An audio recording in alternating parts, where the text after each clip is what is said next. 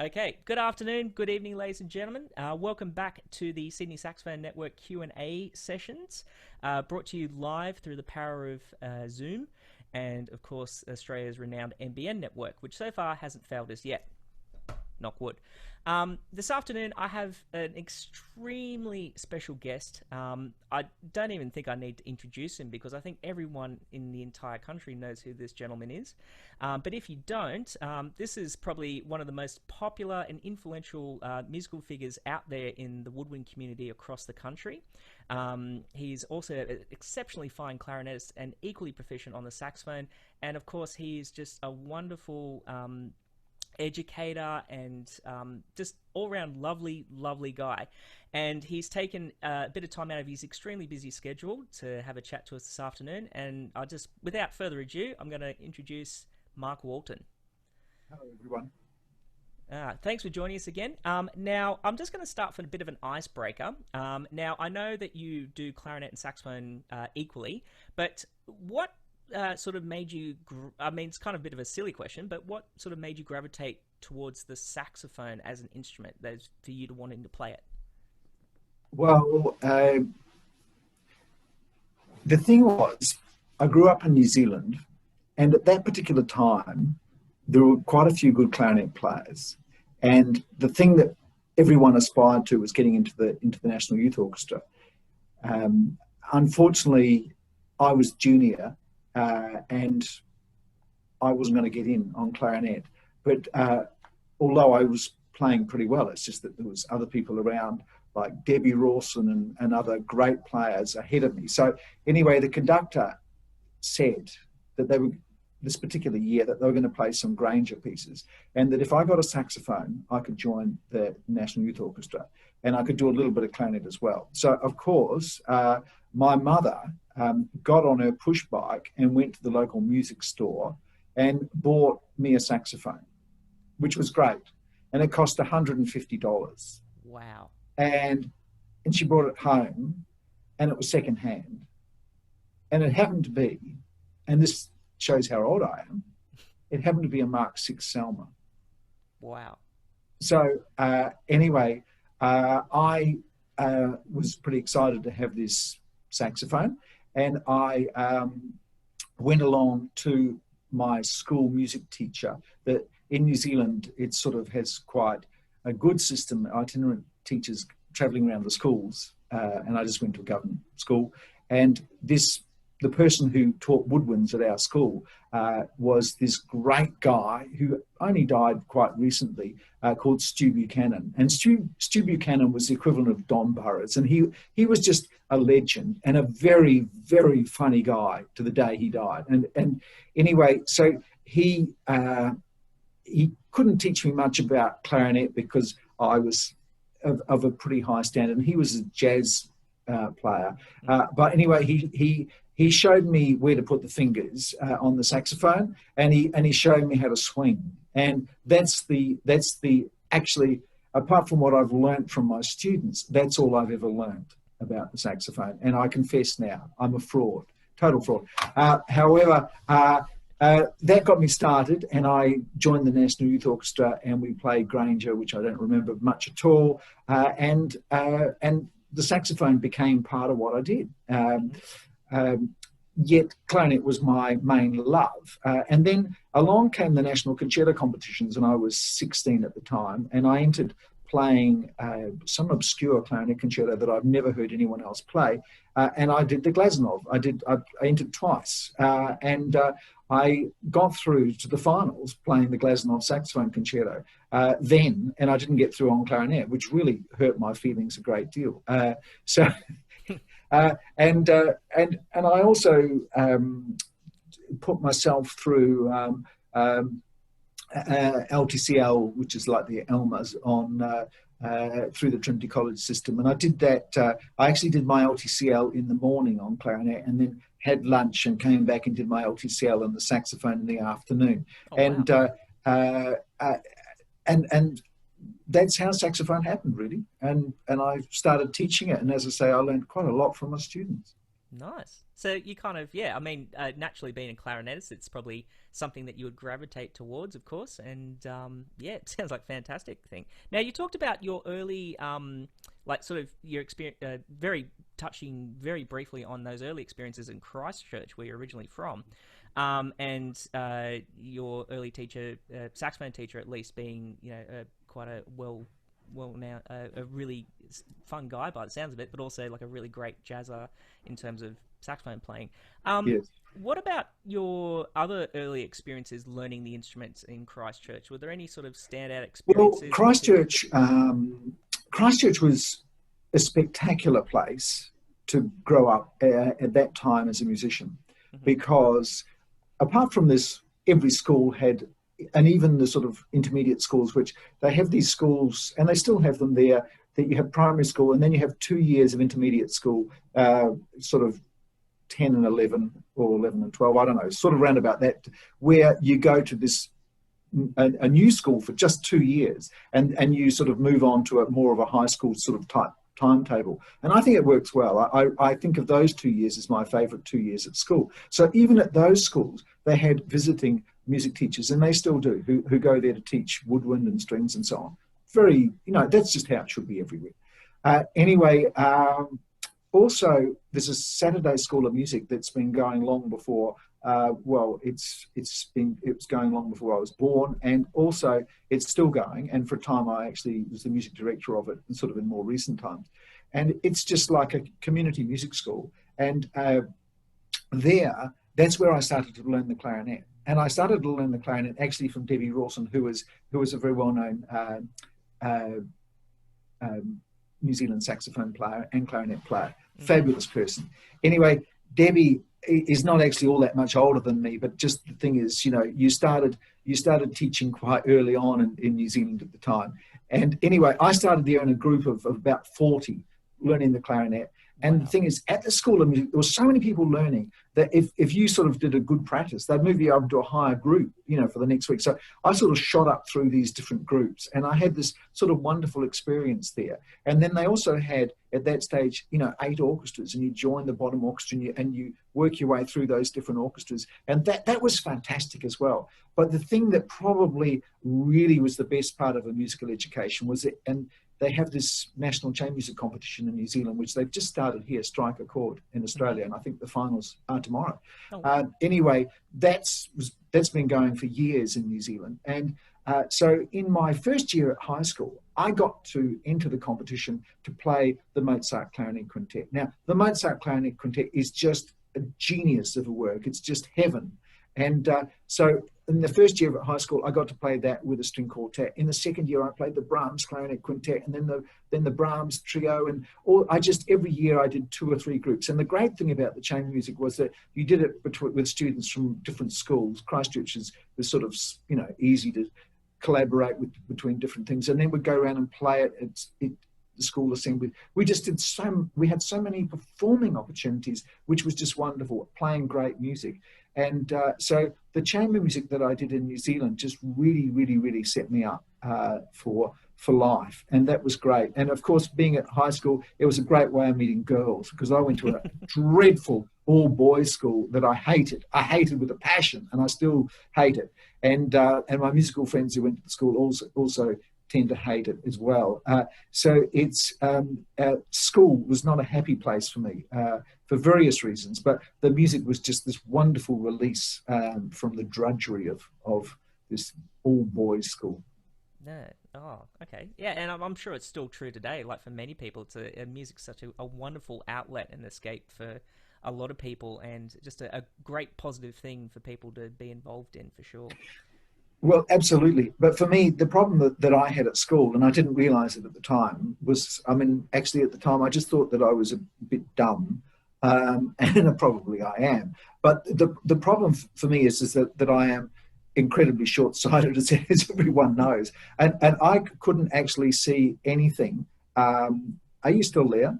Yeah, I'm still here. Okay. I just seem to have got a copy of something else come up on my screen. Okay, I couldn't see anything that was written on the board, the blackboard, you know, the whiteboard. Yep. And so I learned to daydream when I was at school, and that was about the only thing that I did master. and I mastered it early on.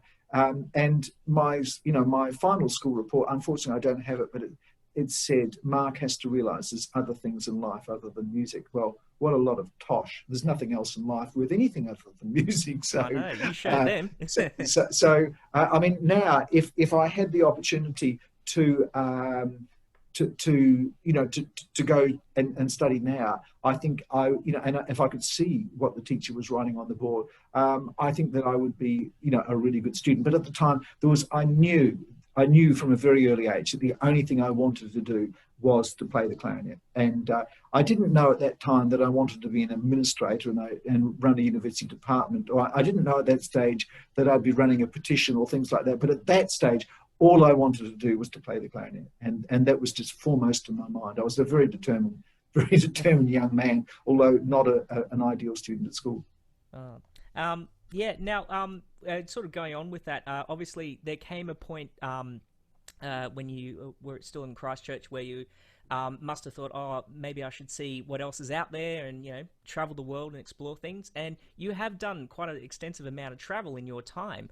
Now, you also went on to, I believe, from Christchurch, you went on to study a bit further and got some performance opportunities in the United States and South Africa and the United Kingdom and then eventually Australia. Can you talk us about some of those experiences when you were traveling? Well, the thing was, in Christchurch, unfortunately, I had a great teacher for a while at this Yugoslav who really set me up and made me do all sorts of complex scales and things like that, which was just fantastic. And then he suddenly left and I was sort of left in the lurch. And I went to this German guy who didn't play the clarinet, and he was a fabulous musician and he taught me about phrasing and so on. He was an older man and not a teacher that I sort of related to very well. He was stern and gruff, and what's more, I used to cycle to the lessons on my push bike, and by the time I got there, I'd be so hot. And then he obviously suffered from incredibly bad circulation. I'd have to stand in front of a bar heater, and play, and I nearly died. So I didn't enjoy the lessons. However, I got an enormous amount from them. Mm-hmm. I needed to go somewhere else to study after that, and I was very ambitious. My mother had two things in mind for me. She either wanted me to be the world's greatest clarinet player or a comedian. That's what she wanted. That's what she said. I mean, what a brilliant mother to have, I mean, such diverse things. Yeah. Anyway, it was just one of those freaky things that happened in the history of the world, and that is, the New York Philharmonic came to Christchurch, conducted by Bernstein. I mean, that's sort of something you'd think of from Monty Python, because it hasn't happened ever since. So anyway, I didn't go to the concert. Well, I didn't buy a ticket because it was like $50, which was like a year's earnings for me, or a third of a Mark VI saxophone. But anyway, someone got sick at the last moment and I got a ticket and I went along, but I had this most terrible cold. And I sat there just choking the whole time because I couldn't cough, because you don't cough when Bernstein's playing a Mozart piano concerto and then the New York Phil is playing Mahler 5. You just don't cough, you die in the audience instead. So anyway, after the concert, I went backstage and I found the principal clarinet, who was my hero. He was my total hero because he had got the job. Stanley Drucker had got the job in the New York Phil when he was 19, and he'd been there ever since. And I was 16, and I had 3 years to do something similar. So anyway, Stanley said, "Look, come back to my hotel, which was just across the road, and have dinner with me." And I mean, and I'd never been in a hotel. I had my push bike linked up against the side of the town hall with my bicycle clips. And I had never been in a hotel. I'd never been to a restaurant because we just didn't live that sort of life. And suddenly I'm in this sort of poshest hotel in Christchurch, sitting opposite my absolute hero of the clarinet, who had done the most amazing recordings, with Copeland conducting and all sorts of things, and with Bernstein. And there I was in Christchurch with him. Just excuse me. And anyway, so As the level of the bottle in the bottle of wine went down, I popped him the question, would he teach me? And I got just the level right on the bottle, and he said yes. And I think that the reason why he said yes, because he never heard me play. I told him the sort of pieces I was playing, but I think that he was intrigued by me, by this sort of this young New Zealand clarinet player who knew every aspect about him and his playing, and was fascinated by it. And so off I went to New York, which was not a straightforward thing because I remember getting the letter from him saying the lessons would be $50 each. Well, that was a lot of money then, and they would never be shorter than 20 minutes and never be longer than an hour. And so anyway, I went off to New York. I studied with him, and that was an amazing experience because he was not like a normal teacher. He didn't have a plan for me. He just would sort of, I'd play him pieces from the repertoire, and he would play them back to me faster and better. And whilst he was doing that, he would be smoking a very long cigar. And then when he'd had enough of the cigar, that's when the lesson had finished. But at the same time, it was amazing because I was in the presence of someone who could do anything on the instrument, anything at all. And I just loved it. However, it was gobbling through my money at a very fast rate. So and I was living with the host family, and that was all great. But I knew that I couldn't sort of keep this going for long. So I practiced like fury, and I remember we had a lesson on Christmas Eve, and he said he wanted me to play the Bartok contrasts for him on Boxing Day, and I hadn't learnt them at that point, but that was my Christmas Day. Anyway, so that was a great experience. But I then headed to England, and I had a certain amount of money that was disappearing fast. And what I did is that I contacted all the teachers that I wanted to learn from, and I had 5 teachers at once. Now, they didn't necessarily know that I had 5 teachers, but I was in a hurry because I needed to get a job or otherwise I had to go back to New Zealand. And also I wanted to get a job so I could be one of those sort of young people who landed the orchestral position early on. So anyway, I studied with a range of teachers there, and looking back now, the teacher who I would have liked to have got more from, I was actually a Kiwi, a clarinet player called John McCaw. Okay. And when I listen to his recordings now, I just love them so much. At the time, he was so low key after my American teacher and my other English, my most very famous English teacher, Gervais Depart. He just did his lessons in his slippers, and he was just, to me, he just didn't have that pizzazz that a young, guy was looking for, which is just regretful because he was the greatest player of any of the teachers that I learned from. But it's just interesting what you need at a certain time. But the teacher who had a huge impact on me was someone called Gervais Depart, who was a very famous player at the time, and he did all the recordings. However, when I stood in his studio at St John's Wood in London and heard him play, to be honest, I couldn't believe how bad he sounded. Wow. And by that stage, his playing had really gone downhill. But saying that, he was the teacher who told me what it was to be a soloist. It was, and that is what I found to be extraordinary. So Gervais was past his best by then. I mean, not long after that, he was booed off stage for a concert of the Mozart Concerto in France. So I don't exaggerate when I said that his playing wasn't all that good. But at the same time, he had a flair that I love and that I've tried to pass on to my students as well. Yeah, well, I'll certainly attest to that. Just first-hand experience.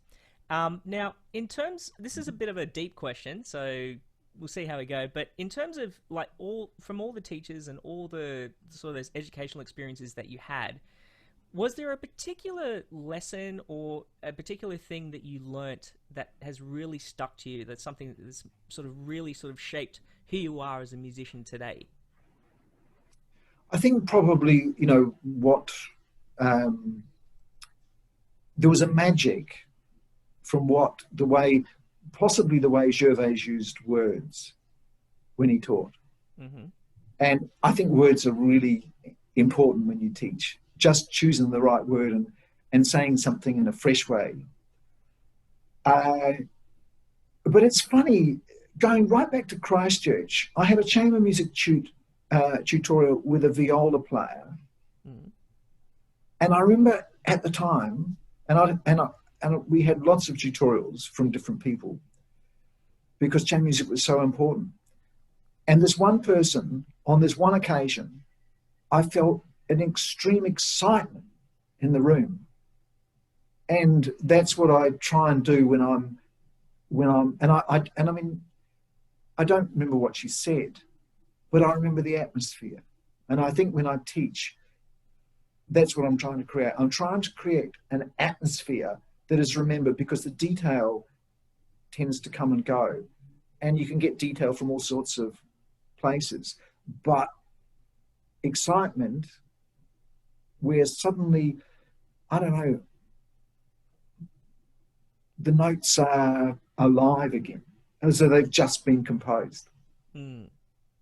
Wow. So it's like sort of like that feeling, and it's I guess that sort of emotional connection to that moment or experience is something that certainly I would imagine sort of sticks in one's head for sure. And as you say, like the notes and in that particular moment really do sort of have a memorable effect. Yeah, that's what I'm looking for. I'm looking for that emotional connection, which is probably a very slow way of learning, because I think that probably where I missed out was being with a methodical teacher who worked me sort of step by step.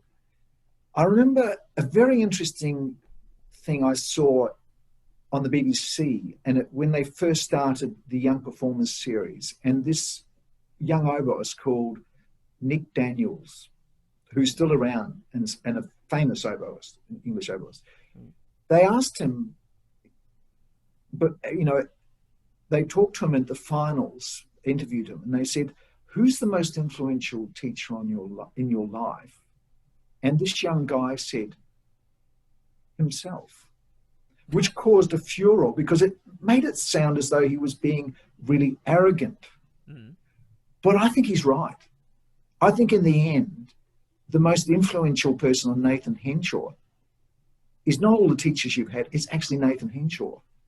And so from a teacher's perspective, I guess I'm trying to develop the Nathan Henshaw or whoever else to the fullest, so that they become more able to assimilate all the stuff that's thrown at them.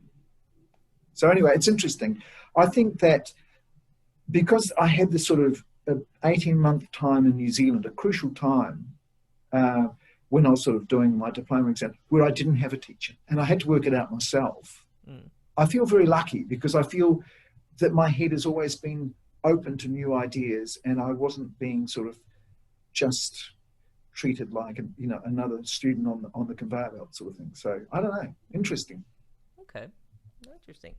Now, you, as I said, you've travelled all around the world. You had all these experiences with lessons and playing with orchestras, and eventually you found your way to Australia. How'd you end up in Australia? Like after travelling, through Europe and South Africa and America, and then you came here, and then you landed some teaching positions, I believe, at Knox School when you got here. Is that correct? Yeah, well, that's a sort of interesting thing, because I was actually quite established in England, and we lived in a village in Surrey, and I taught at a sort of couple of colleges, but then I made the mistake of going back because when I left to go and study, it was 9 years before I went back to New Zealand again. Wow. So it was 9 years that I didn't see my parents or family. in that time, I got married and I inherited 2 young children, and so there was always a great need to earn a living, which is quite a focusing thing for any musician. So I went back to New Zealand to tour with the New Zealand Symphony Orchestra to play some concertos and do various things, and I found that really unsettling, because I just loved being back on this part of the side of the world. And after that tour finished, I came back by myself to Sydney, where I did a guest spot teaching at the Sydney Conservatorium, and I got put up in the Automobile Club, which is right opposite the Sydney Con, and I had never been to Sydney before. And anyway, I was dropped off there, and I went up to my room, and the curtains were pulled. It was, the room was dark. So I pulled the curtains, opened the curtains, and there was the harbour and the Sydney Harbour Bridge. And I went, wow. Anyway, then I was teaching clarinet at the con, and they were mainly con high students, I guess I was teaching.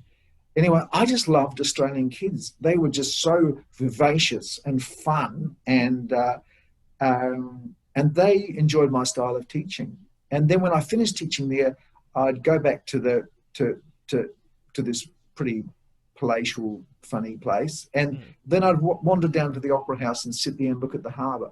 And to be honest, I fell in love with Sydney. And when I went back to England, and I told Joe about this, and then I came back one more time, and I think it's all been a bit hazy, but I came to Sydney twice, I think, and then we'd suddenly decided, the saxophone and clarinet teacher at the con at the time was this fellow called Neville Thomas, and he was quite keen for me to come to Australia. He said, you'll slay him. You'll kill him here in Australia, which just is the way he talked. And so we suddenly put a house on the market in England, and before we knew it, we arrived in December in the heat of summer here.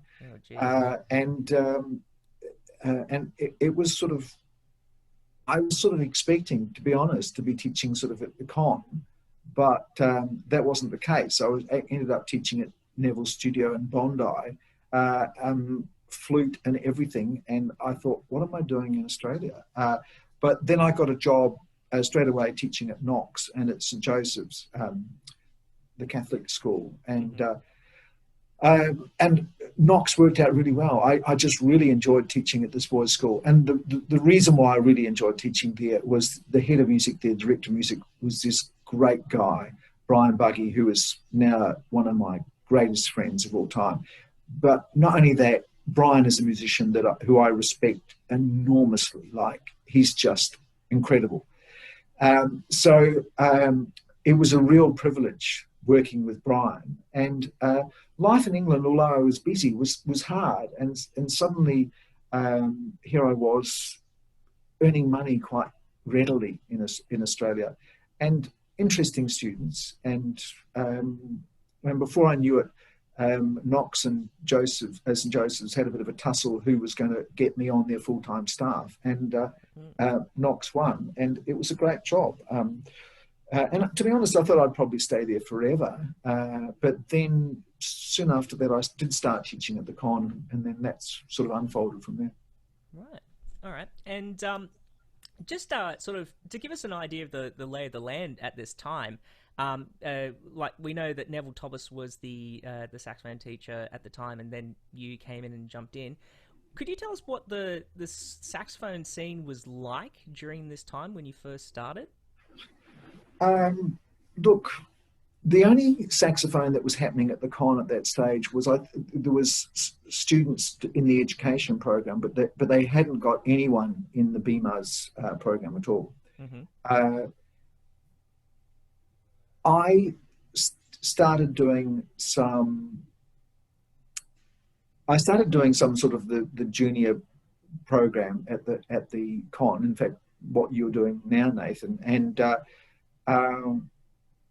as soon as I stepped into the building, then people started wanting to learn from me, and Neville suddenly left, and so I was there to teach the education students, and there was just a couple of them. And then the auditions for the next year came along. So I did the auditions, and that's when it all started, really. And I wasn't really very experienced on the saxophone at all, because when I left New Zealand to study, I needed to get all the money I could. So that Selma Mark VI saxophone that my mother bought for $150, I sold for $300 and thought I was the sort of James Packer for the killing on it. Now it's worth God knows. Anyway, so at these first auditions, who should I audition but Jim Nightingale? And Jim was fabulous, and this other saxophone player, Raphael Marcinet, Raph, and so that's when it all started. And because they were such incredible saxophone players, the word got out that I was a good saxophone teacher. It wasn't the case. I had good students, and then after that, the next year, Melinda Atkins, and soon after that, Loretta Palmero, and it all happened. And I was just lucky to be there at the right time. Nice. And Christina Leonard, of course. Christina was in the second year and Christina I had taught while she was at school. So I was doing an enormous amount of teaching outside of the, so I had lots of really good clarinet students, and I also ran this summer school at Knox, which had it got so big we had to stop it. It was sort of too ungainly, like 120 clarinet players from everywhere, all ages. And so then I started, and I remember having a meeting with the director of the con, who said, and this was John Hopkins, he said, "We don't want this place overrun with saxophones." And which is sort of, it happened, really. There was so many saxophones players suddenly arrive, Martin Kay. It was just like one after another. And so I was lucky, and I remember early on, I was telling this story recently, that we had these visiting American saxophone players come. That was the duo, and they were sort of unique because they played on sort of like 1920 con saxophones, and they went to everything that went with it, and they were touring around Australia, and this was the first time that we actually had a visiting classical saxophonist come, and they were going around all the other places, and Sydney was their last port of call. And I thought, this is when I'm going to be found out. This is when I've got to resign, because they're going to say, this guy teaching saxophone here is hopeless. Anyway, they just were so happy when they got to Sydney, because they found this bubbling saxophone scene, and they said, "We just love the way how you teach the saxophone, and we just find your classical approach to it, where there's no element of sort of crossover saxophone playing or whatever else, is what what we've been looking for." So I go, phew, I've lasted that one, And then soon after that, John Howell came along from England, and I knew John Howell from way back because we'd both worked for Buffet at the time, and I was promoting their clarinets in England, and John was promoting their saxophones, and I think he still has that original saxophone that Buffet gave him. Yeah, he does. So anyway, John also was very, very complimentary about things, and I thought, oh, I've got another life yet with it. So yeah, that's how it all started. Nice. So for better or worse, it's basically your fault that there's this whole saxophone explosion in terms of what we have today. There's so many saxophone students, and like if you trace it down like a family tree, it sort of comes all the way down to you. Well, yeah, but I was just here, and I was the right person at that point to get the excitement up. Mm. And then it wasn't too long after that that I actually ended up running the woodwind department, and I was in sort of high demand as clarinet. So by that stage, Jim and Christina had graduated. So they began to, and Marjorie, of course, was there as well. Marjorie was doing a great job. Mm-hmm. So there were so many saxophone students coming into the education area and so on. And of course, I started the saxophone orchestra. And that came about because I'd bought a CD in Holland of the World Saxophone Orchestra. And I thought, wow, this is incredible. Mm. But of course, you know, we had a awful Selmer baritone saxophone the Con owned at that stage. I mean, it was just needed retiring, and I think we might have had a soprano. I don't know.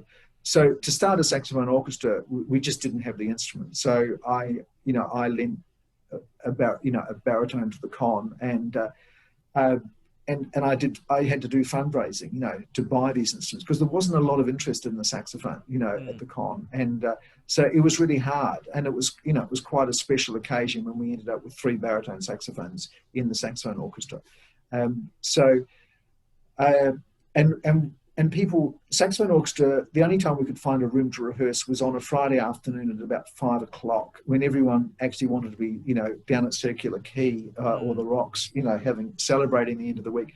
But anyway, it was not the ideal time for saxophone orchestra, but people really enjoyed it. And some of the clarinet players, you know, sort of took up the saxophone just so they could be in the saxophone orchestra. So it became a very social thing, you know, for it to happen. Yeah, just one question from the gallery here. The American trio that visited, there's a thing saying, was it the trio Bel Canto?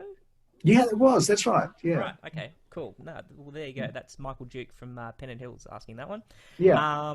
Now, just one more thing, just about the Con. I think just from what we've gathered here, and again, just from personal experience, your big thing is definitely, you know, having that sort of atmosphere and that sense of community amongst the students. It was only in the saxophone department in my time, but across the entire woodwind department, we were all interacting with each other. We had the opportunity to perform with each other in various chamber groups, and eventually woodwind tours was a thing as well, and getting to explore some other things.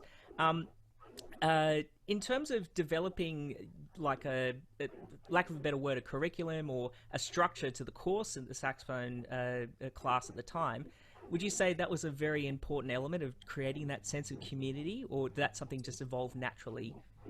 I think it probably just evolved naturally. I mean, look, it's actually quite a long time ago now, but the thing was, there was the structure in place for the woodwind thing that at the end of the second year, the first year with the students, unless I'd taught the students beforehand, most students needed sort of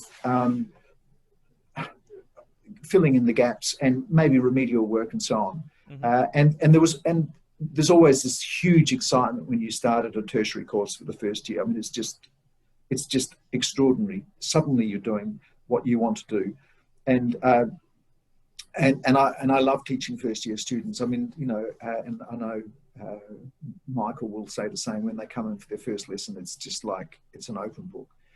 By the second year, in my time when I was there, they knew they had to do a public recital at the end of the second year. And that was hugely motivating for them because, you know, they just knew they had to lift on to a completely different level. So by the end of the first year, they'd want to go to the junior recitals the second year and see what they had to get, the standard they had to get up to. Now, when I arrived at the Con, there was a feeling of people would, you know, have their lessons and so on, but the actual performance classes were drab and dreadful. And it's just concert practice. People would sit up in the back row, and as soon as they could, they'd sign in and they'd leave early. And then people would hardly clap at all. So it was just horrible. So being youthful, because I was 27 when I started teaching at the Con, I just sort of bullied everyone, and I said, you're going to sit in the front 3 rows. I don't care if the acoustic is better in the fourth row, you're sitting in the front three rows. And you're going to clap, and you're going to clap as loud as this, you know, and I'd teach people how to clap, you know, and I'm still a very loud clapper. And I said, because when you play, you want that sort of applause and you want that sort of recognition. So you've got to give back. You've got to give back. And anyway, the whole mood of the place changed. And concert practice was like the high point of the week. And people would know, you know, that some of the players would be just awesome every single time and other people would struggle. But they'd find a way of making the people who struggled feel good as well. And I think, and then come recital time, that was just party time. And we had this, I don't know where it came from, but when the recital was over, they'd throw streamers onto the stage. Wow. And the recitals would be like, there might be 6 or 7 recitals in the day. So every hour there'd be a recital. So they'd throw streamers and whoop and holler. And it was just like party time. And at one point, there was this John Lewis, who's now in the opera orchestra as bass clarinet, got this big cutout from a record store of Kenny G. And they'd bring it along and put it up the back of the recital hall. Anyway, so the recitals were just so much fun. And people would go to the flute recitals and the oboe recitals, and everyone was supporting everyone else. And I think that from that time, it's produced a wonderful group of musicians and music teachers who, I don't know, it comes back to that atmosphere that was sort of created. And those people are, you know, great friends with each other. And so I think that, you know, that was probably my greatest contribution rather than curriculum or anything else.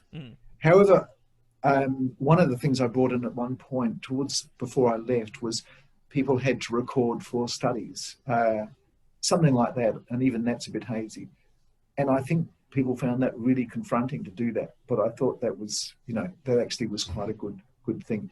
We had a very strict regime with technique, and me, who doesn't like to fail people, I would fail people if their technical exam wasn't. And so people got terrified by their technical exam. The third year in the course was people got to play a concerto, and if they were selected, they'd get to play it with the orchestra. And Loretta's nudging the person next to her at the moment saying, I got to play the Glazunov, and she did, and she played it beautifully. And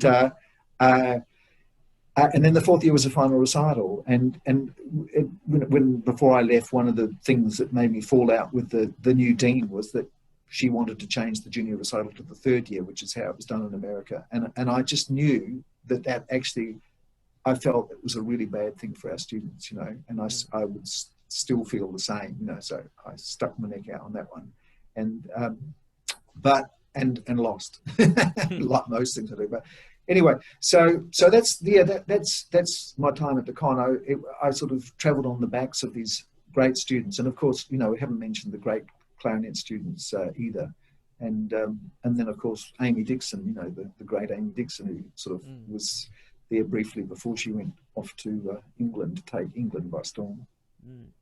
Now, when you left the con, it wasn't like a holiday per se. You actually kept going on and kept doing, you know, more wonderful things. And even at your time at the con, you were doing a lot of things in terms of education, and in particular, a lot of focus on regional education and giving opportunities for students not in the Sydney metropolitan area a chance to learn music, and to the same sort of thing as you were saying before at the con, like creating communities of music students and ensembles. And there were several different ways that you did this. You were a pioneer in terms of what we're doing now with the online teaching with your Yamaha Connect program, and you had your adult learners summer course, and you had saxophone summer things at your house, I remember, and a bunch of other things. Can you tell us about some of those experiences and how you sort of got involved in that, and just elaborate a little bit? Well, look, the thing is this, I never felt I could be happy just teaching students at the con, doing their undergraduate degree and then their masters. That's only a very small part of the musical sort of chain of things. Mm. And as I've just spoken about how wonderful it is with first year students when they arrive, and you know, for the teacher and for the student. But it just worried me. You form this relationship and huge friendship and respect for a student for 4 years, and then you go, see you later. And I feel that musical institutions everywhere in the world need to address that, so that they look at the whole musical food chain. So what I was trying to do, which in some ways sort of, I got into trouble for trying to do it, really, because I was spreading myself over a lot of different things, is that we've got this dilemma in Australia that we've produced lots of great students, but what on earth do they do? Yet a lot of Australia is devoid of musical sort of tuition and so on. Mm. Now, there isn't a music student, very few music students start off in first year saying, when I graduate, I want to teach the saxophone.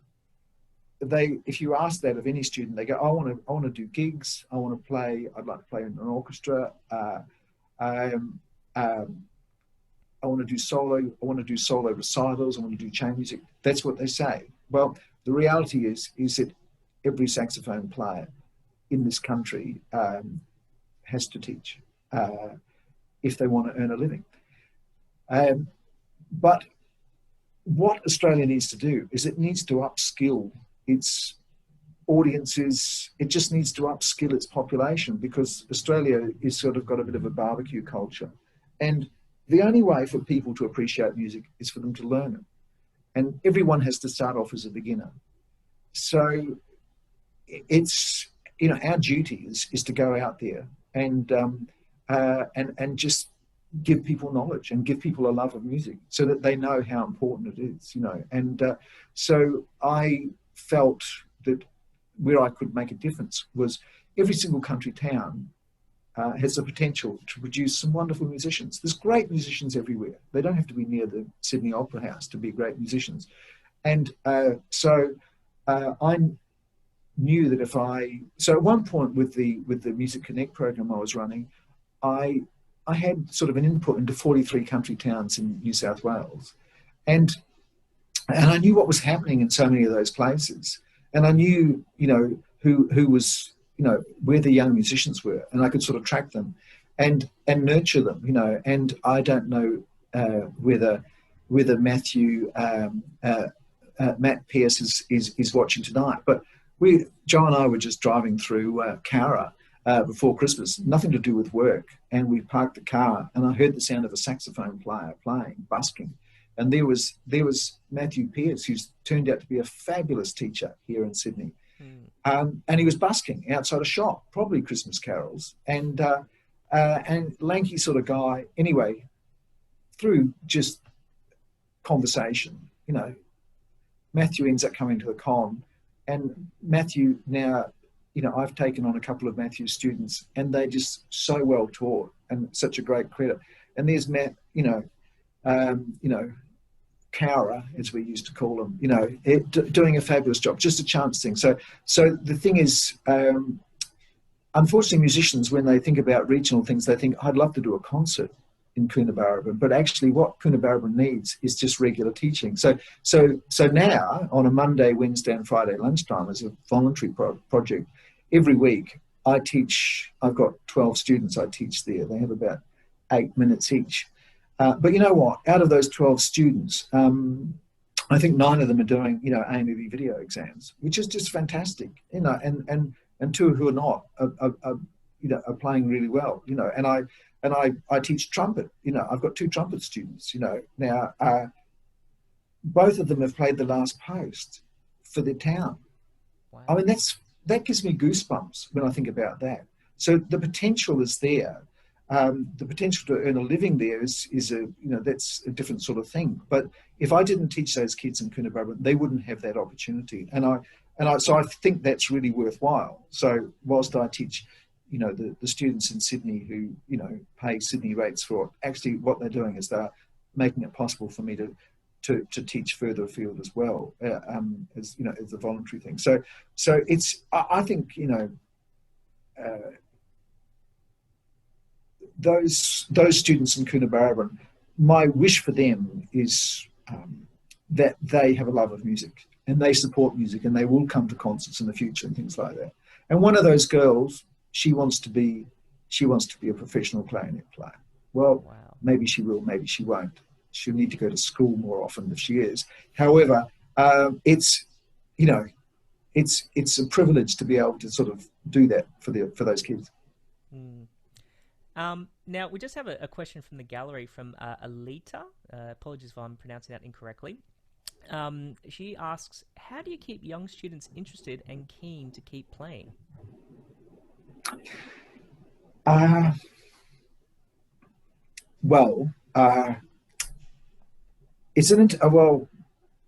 Gosh, if I just had an easy answer,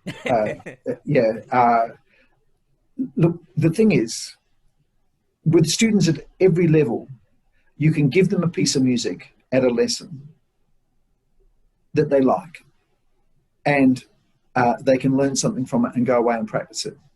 And so I think giving the students the right music at the right time is really crucial. So, which is why I sort of wrote all these tutor books and so on. And I've written a lot more since, books that I just use myself now. So having the right teaching material is really important. And having this sort of production line going, you just know that if you give them that, that'll take them to there. And then when you get them to there, you can go on to there. And of course, just getting them set up early on so that when they play the instrument, it's a pleasure rather than a battle. When I inherit students, from far and wide, sometimes it takes me quite a while just to sort out their blowing so it can become natural and easy, more like they're talking or that they're singing. So getting that so that's, I make it fun. I create this atmosphere that when they come into the room to have their lesson, they think that they are the most interesting person in my life ever.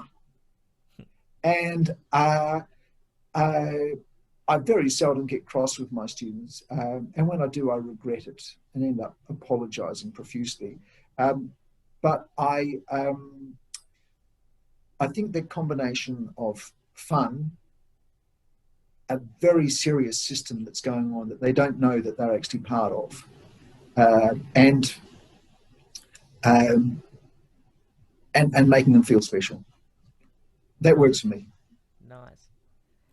Now, I've got you probably already answered this one already earlier on in what you discussed before, but I just thought I'd ask in case there might be a slightly different answer. But if there was one thing that you wanted students to remember from lessons with you, what would it be? I'd like them to realize that I would like them to remember that I was genuinely and completely interested in them. That I'm not doing it for money, that I really am interested in them. And it's interesting that because I'm so incredibly old and because I've been teaching so long, I get messages from old students out of the blue, quite often, like every few days. And it's when you're teaching a student, it's often incredibly boring. I've said it from a teacher's perspective, because you're just saying the same sort of things you've said many times, but you've got to find a way of putting on this act that it's actually you're just very excited by it all. But I had a message this week from this person who I taught 30 years ago, and I haven't seen him in that time. I did know that he went on to become a Qantas pilot. So when he sent me a message on Messenger, he said, "Mark," he said, "my mother just saw your name on the net and I just wanted to make contact with you." And I replied and I said, "Oh, how lovely to hear from you. Things must be tough for you now." And he said, no, he got out of flying 15 years ago. But anyway, what he went on to say was that he just remembers his lessons as being the most wonderful thing out. And he remembers, he thinks of me and he tells everyone that for all the things that he learned, he felt that I was the best teacher that he'd ever had for anything, which doesn't say much for the Qantas flying school, does it? But and I thought, well, wow, that's good, because when I taught him, I was in my late 20s, so I was pretty, relatively inexperienced. I mean, I started teaching when I was 14, so I've been at it for a long time now. But I remember, that he played well and so on. But I remember, it was a bit tedious waiting for him to sort out the timing in the Weber concerto and read the articulation that's on the page, and all those sort of things. But his memories of it. So as music teachers, whilst we were sort of going through this sort of drudgery of daily grind of teaching, we don't actually know what we're doing until decades later, what we've actually achieved. And this was brought home when I went back to sort of start working in New Zealand, when I was running the music school in Christchurch, that a lot of the people I taught when I was 14 and 15 and 16, they're still playing and they still love it, and at the time I didn't think anything much of it, and I go up to Cairns to run a workshop, and the music teacher at the school that has a specialist music program, I find out I taught her clarinet in Christchurch. Now, I don't remember her as being anything other than quite a humdrum sort of student, but give people time. The thing that I have learned is that I'm no longer ever going to predict where someone's going to be, with their playing or where their career is going to take, because all sorts of people have surprised me, and I wouldn't have picked it at all. So it's never ever write a student off. Never write a student off. However disinterested they are at the time, you just don't know what else is going on in their life and why they're so sullen in the lessons or anything else. But just if you can be a beacon of kindness, that's a pretty good start for a music teacher. Wow, wise words indeed.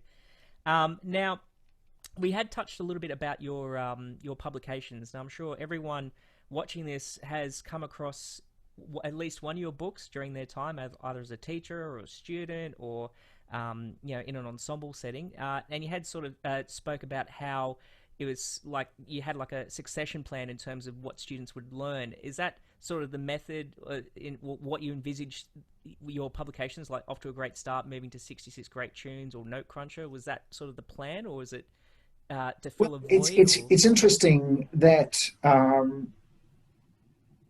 as a young clarinet player, I learned out of a book called Tune a Day. And the thing I didn't mention also about Christchurch was at this music school, my many apologies about my phone. The thing about that was that I got to start teaching there at a very early age as well. So I think I started teaching there when I was 15 or something like that. And I got to teach groups, which was just a magical thing. So teaching has always been a very big part of what I've done, and I've enjoyed it.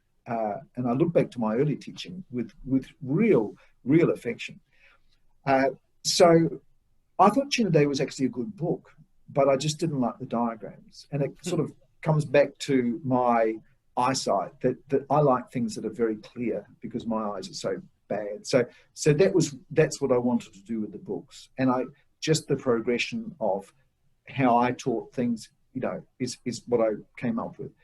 And I still, tomorrow I'm teaching starting two sisters tomorrow, beginner clarinet, and that in itself is a truly wonderful story why I'm teaching them. But anyway, and I've got the books for them, and I looked at them and I thought, what an exciting journey to be starting, to learn to read music, to count two beats on that note.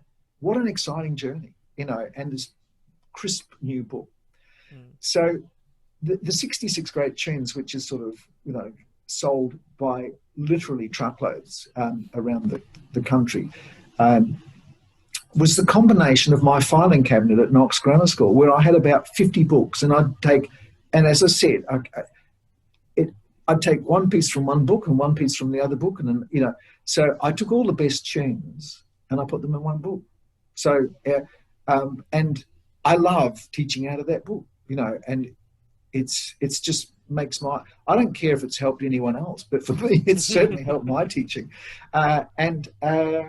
So yeah, it just came about like that, and it caught us a bit unaware, because when we look, and I have to take my hat off to Jo, my wife, because she had to put all of that stuff onto the computer when music software was just dreadful. And I remember we were at our wits' end when we were doing this, because when we started the business, which we don't own anymore, so I'm not promoting anything, but I said, there's no point just bringing out one book. You know, we've got to do this properly. We've got to have a series. So bringing out the whole series, you know, it was just like crazy. And then I remember one time we got 1,000 copies of the Off to a Great Start. I think it was book 2 for saxophone. And at that point, to put the diagrams, we had to sort of stick them in with sticky tape, and then that went to the printers, and everything was positioned by hand. It was really hard. Anyway, we got the books, and there in this book was the fingering for high A, and we had 1,000 copies of it where the second hole was not filled in. Oh, so no. I had, by hand, with a little eyepiece, I had to get a black pen, and fill in every single hole on the diagram. Wow. Otherwise, we had to bin 1,000 copies of the book. So somewhere around, there'll be a book, a very old copy, where you'll see, you know, where it's been filled in.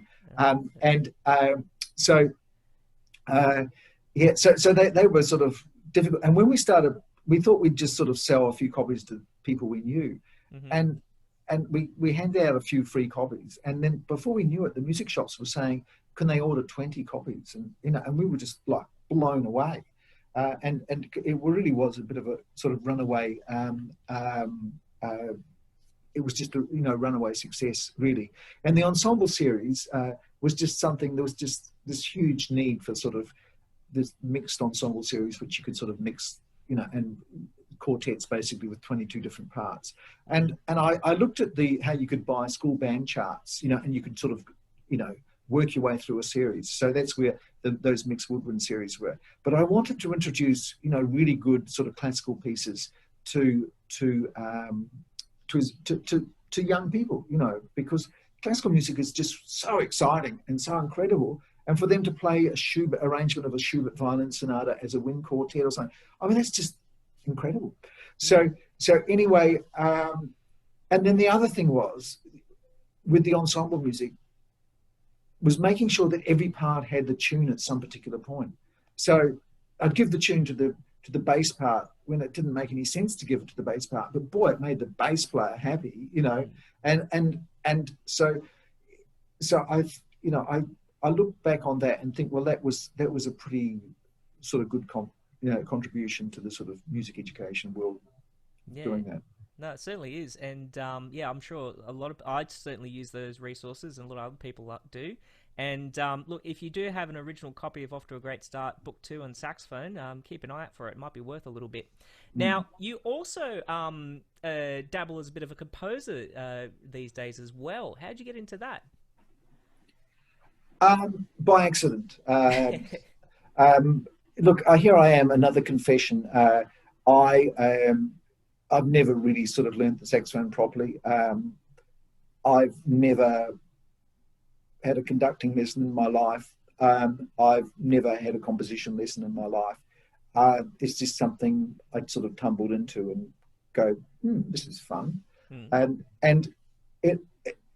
when I was writing the books, I would write little studies, and I could write melodies very easily. You know, it was just, you know, it's not difficult to write a 16-bar melody, you know. So that was that, and it really all started when I left the con, and I was working in New Zealand, and I was running the music school in Christchurch, and I was sort of trying to turn it around. It got into the doldrums and was sort of sinking, and I was doing everything I could to try and find ways to make it, you know, sort of come back to life. And my friend there, who actually ran the local TV station, and sadly, he perished in the earthquake as the TV station collapsed. You know, the whole building just collapsed in like 3 seconds. And he died. And he played the piano, and 2 days before that big earthquake, we'd just done a concert together. So anyway, he had said to me, he said, "Why don't you write a musical?" And I just laughed at him, and I said, "Murray, I hate musicals." And I don't do that sort of thing. It's just, you know, what a stupid idea. Anyway, so I went to bed that night, and I had to get up like at sort of 3 o'clock in the morning to fly back to Australia. And I sort of had an idea during the night.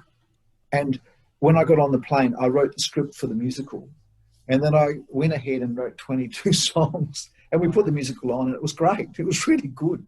And I still hate musicals. But anyway, it was from that. And then I just started writing little pieces, and I really enjoy it. You know, I don't know what I'm doing, but I really enjoy it. You know, and people play it, and I think there's some pieces there, you know, in the AMB syllabus that some people like. I mean, I hate the piece that's in the AMO syllabus for saxophone that I write. I wish I could withdraw it from the syllabus. Yeah, so I'm writing pieces all the time, and I really enjoy writing pieces for unusual combinations of, you know, situation, you know, like I had a group in New Zealand ended up with a flute, tenor saxophone, clarinet and piano, and I wrote this piece for them, which they played in the chamber music competition and sort of and won a big prize, you know, and wow. So yeah, so it's just something that I do. But I sort of tend to do it in bursts because it's just when I get the time to do it, and I will write some more.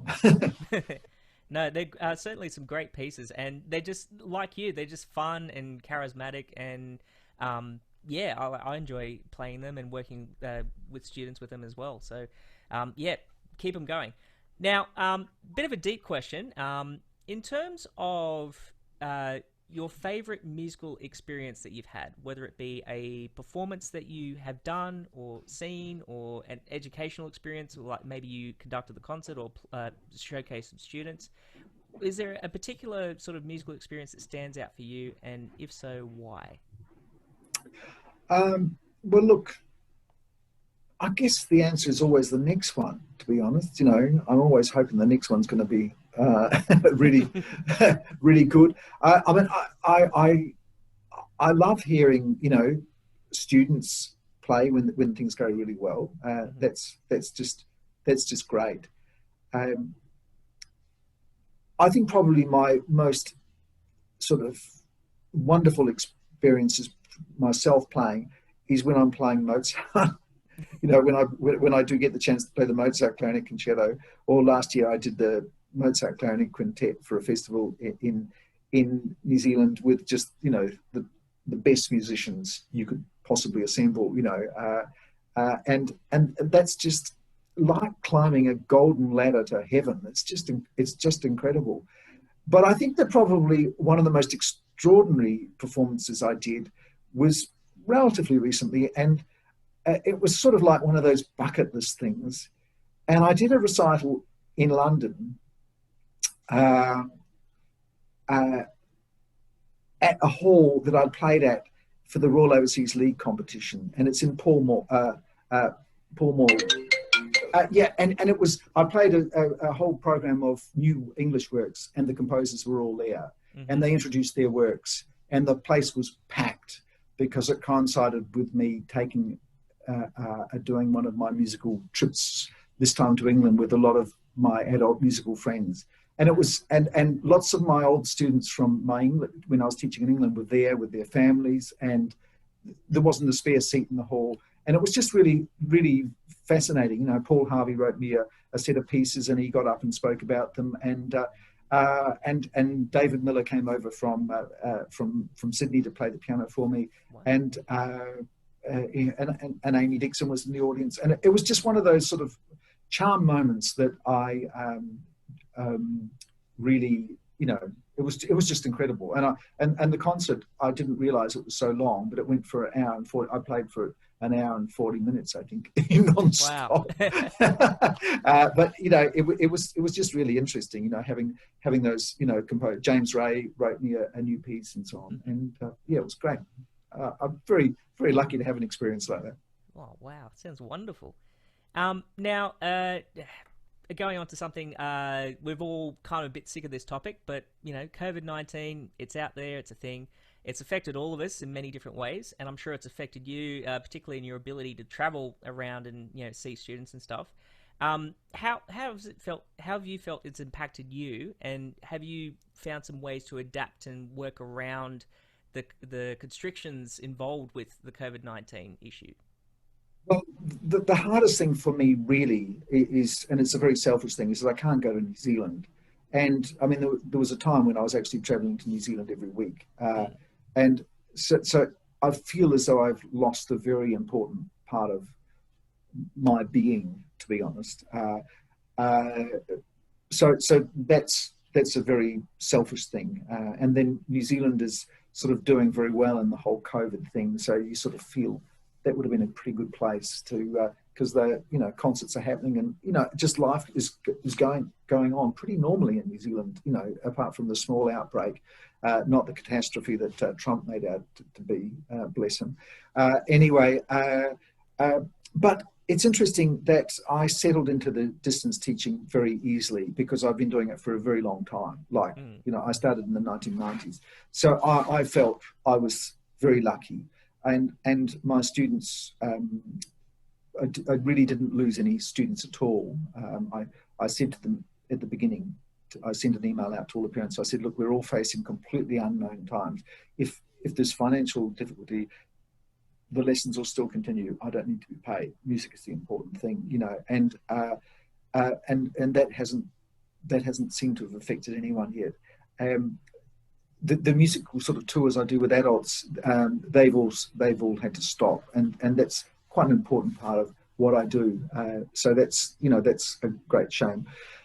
I think that I'm fortunate because I know how bad it is teaching by distance, and I've got strategies to get around it. And I've been doing it for so long, and when I started doing it, it was much worse. So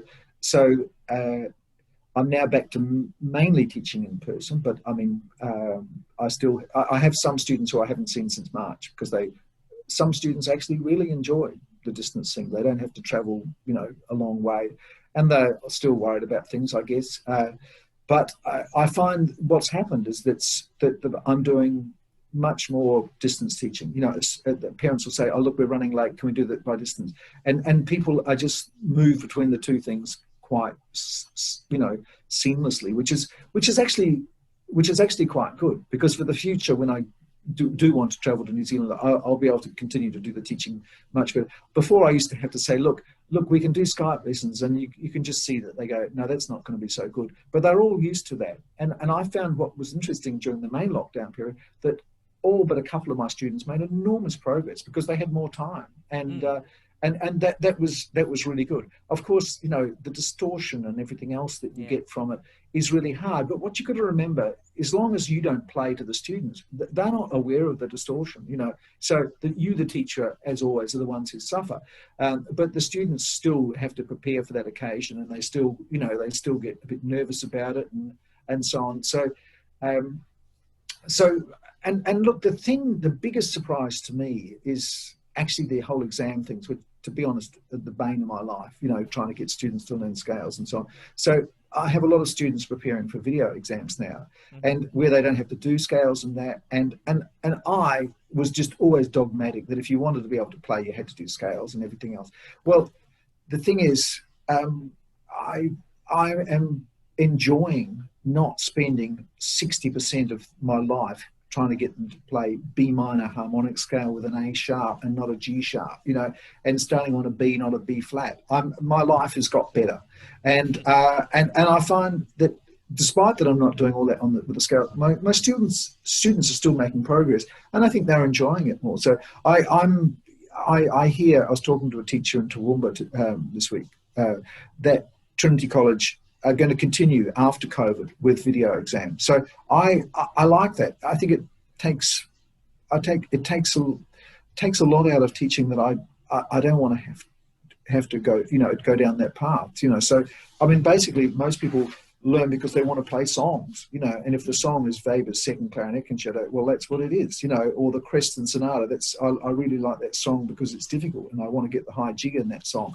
And I don't think people start off wanting because they want to play a scale and fifths. If they want to get really good, then of course scales are going to come along as well, But so that's been an interesting. I wouldn't have thought that I would have been saying this a few months ago, to be honest. But but however, I say that I've started this petition because I'm terribly, terribly worried about school music. What's going to happen as a result of this, or with no school bands and choirs and things like that. So, I mean, me personally, I've come through this okay, but I don't think music's come through it very well. And for the sake of all you other music teachers out there, I'm really concerned, and that's why I'm putting so much energy into looking into that. Yeah, it certainly is a bit of a double-edged sword in terms of what it can offer. Now, we'll be coming to the petition thing in a second, but just to sort of finish up the tail end of questions, just a bit of a novelty question. If you had 10 minutes, just 10 minutes to practice in a day, what would it be and why? Well, since this is the Saxophone Network, I'll just restrict it to. I think the thing that I need to practice for 10 minutes a day is articulation. It's such a puzzle, articulation. But what I would do for my soul is I would practice. I just can never get enough solo Bach. So the answer would be solo Bach. I just love it. It's paradise. Nice. All right, easy. Now, again, thank you for your time, Mark. I know you're exceptionally busy, so I know it's very hard to sort of actually get you away from everything and spend some time with us. So again, thank you very much. But just before we wrap up, we're going to talk about what you've sort of been doing in the current climate with things, and of course, the biggest news that's sort of been on social media for the last couple of weeks is your petition about getting music education up and running again, and particularly towards the state of New South Wales. Can you tell us a bit about that and sort of about the petition? Sorry. Well, look, the thing is, when you get to a certain age, you've got to take on certain responsibilities, and I'm well and truly past, sort of at that age, and so I just heard this message. The music side of things didn't have a strong, sort of lobby group happening. We needed to do this, we needed to do that, and people are very good at saying that. But I just thought, okay, so I through a chain of events, I spoke to an old student who I taught a long time ago, who's now a political lobbyist, and I said, and I asked him what was the best way to go ahead, and he said, and this is, you've got to love this. He said, look at the liquid nicotine petition for legalizing liquid nicotine. And I said, why? He said, because they ran a model campaign. So I did. I looked at that, and I wrote the petition based on that, and went through the same process. And it sort of gathered force. And if those people out there have not signed the petition, it's on change.org, or go to Facebook and type in "Kids Need Music." It's really important. We hit through the 12,000 mark just before this interview started. Wow. The early stage was quick. I was really hoping to get to 20,000 signatures, but the Facebook group has got nearly 4,200 members, which is pretty amazing, because it's happened in 2 weeks, all of this. And today we've sort of gathering together a team of ambassadors to sort of help with the cause. So Richard Tonetti is I haven't even had a chance to announce that on the site yet. and Gerard Willems and Simon Tedeschi. So we're gathering together some pretty prominent Australian musicians. Wow. I am very concerned about music education in school. I think that it's something that the brains of the music world have to really, we don't need any more reports saying music is a good thing. We've got to advance it from reports. We all know music is a good thing. We've just got to make it happen. For sure. Now, for those interested, I have posted a link to the Facebook group, Kids Need Music. And as Mark said, if you haven't already done so, please join the group. And if you have joined the group but haven't signed the petition, that'd probably be very advisable as well, to make it an effective proposition. I want you to sign the petition, but I want you to rack your brains and think of everyone else who you can get to sign it. To 50,000 people signed the thing to bring back formals for year 12 students this year. So here we are. The music lobby is small, and we've got 12,000, which is great. But really have to try hard. So I emailed my dentist, who doesn't like music, and he signed it, and his wife signed it. Because they really, really like my teeth. All right. Well, yeah. If you happen to know anyone who'd be interested, please share as far and wide as possible. It is an important thing, and it is a worthwhile cause. And there are certainly a lot of music students out there who are dying to get back into the band room and get music lessons up and running again. So. And Nathan, even if they're not dying, they don't know what they're missing out on. That's exactly the thing. I mean, they're enjoying sleeping in, but actually, it's much it's much deeper. Yeah, sleeping's overrated. Yeah. Yeah. Well, Mark, again, thank you so much for your time and generosity and sharing your experiences and philosophy and just anecdotes and, of course, what you're up to now. It's an absolute pleasure as always. I hope we get to actually meet again face-to-face sometime soon. It'd be fantastic. Catch up for a coffee. But, again, thanks so much for your time. And pleasure.